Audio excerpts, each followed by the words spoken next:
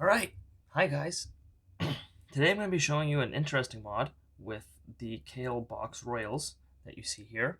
We're going to be O-ring modding them and making them clicky.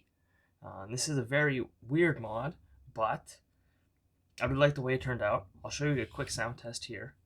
This is a board full of the post-modded Kailh Box Royals.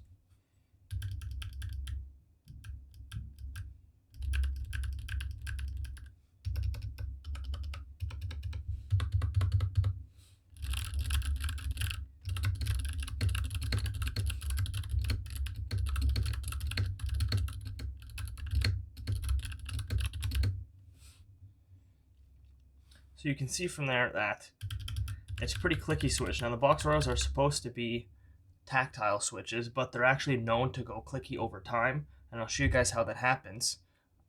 And so knowing that is bound to happen anyway, I wanted to keep my switches more uniform instead of having some keys like the WAS keys that get used more often become clicky when the other ones aren't. So I'll show you guys how that works here. And for the O-ring, now usually you would use O-rings to silence the keyboard, dampen the sound a little bit, but actually we're using it for a different effect here. The box royals, when you press them, they have a very, very sharp bump right at the top.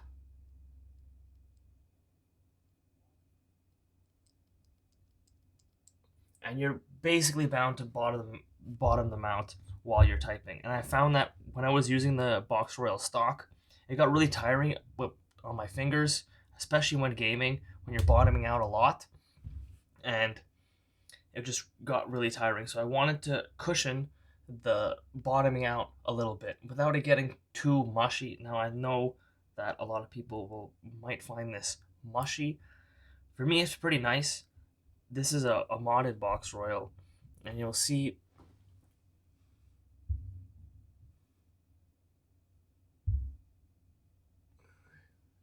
what happens is you build up to that wall right at the top, you break through, and then you have like a little linear portion, and then it gets cushioned more towards the bottom. So to me, it feels more like I'm landing on a cloud. I wouldn't call it mushy, but to each their own. So we're going to show you how to do this. What you're going to need is a tweezer, switch puller to get the switch out, of course, and the O-ring we're using here is this tiny little 4mm outer diameter, 2mm inner diameter O-ring. So this is a lot smaller than the typical O-rings you'll be using, because if you look at the housing, you can't put an O-ring around the stem because of this box shape. This is the case for all box switches, but what we are going to do is put it onto where the spring goes at the bottom of the stem.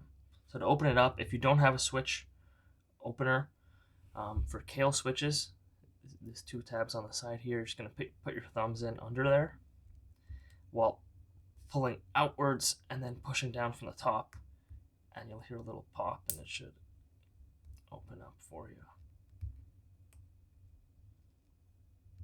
There you go.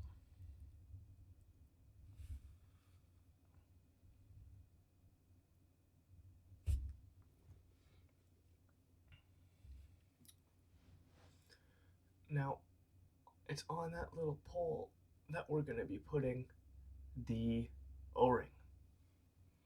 So this is super easy. I'm going to take the O-ring, put it over on top, like so, and then just push it down using our tweezer. Like that.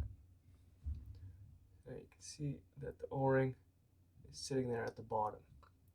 So what'll happen is it'll reduce the total travel of the key press, which is actually what I was going for. The box royal, the style of switch it is, because it has a very sharp bump at the top, and then you pretty much go straight to bottoming out at the bottom.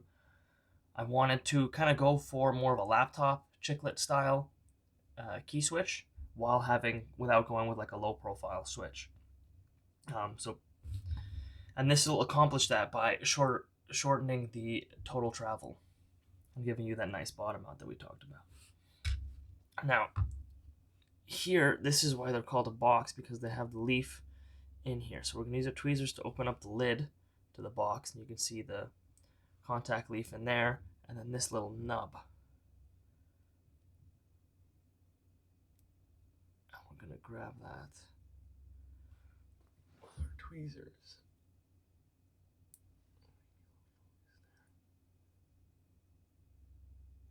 You see the little guy right there. And so this comes pre-lubed in this section over here and on the nub, and that is what lends to having the smooth key press and making it a tactile switch. However, this lube will fade over time, and then you'll start getting that clickiness that we heard over there.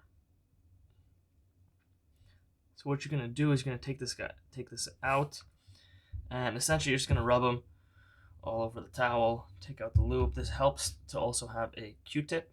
You can use a Q-tip to kind of get in there, take off all the lube, make it nice and dry. This is kind of funny. This is the opposite of what you would normally do to a switch. And then after you're done that, I'm not going to do a very thorough job. I actually want to keep this one more stock. You close it back up, put the nub back in, make sure it's seated in it's got a little groove cut out for it in there. Put the lid back on. Now you're ready to rock. You can disassemble the switch back with the spring. And then the stem and the top housing. There we go.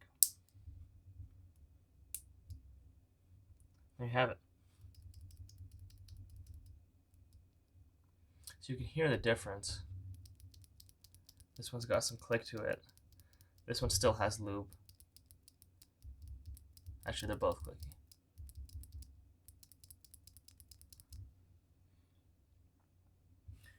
And there you go. So it's going to shorten travel. It's going to give you a softer bottoming out experience. And it's going to embrace the click that is going to happen to your Box Royals anyway. And so yeah, here's another sound test.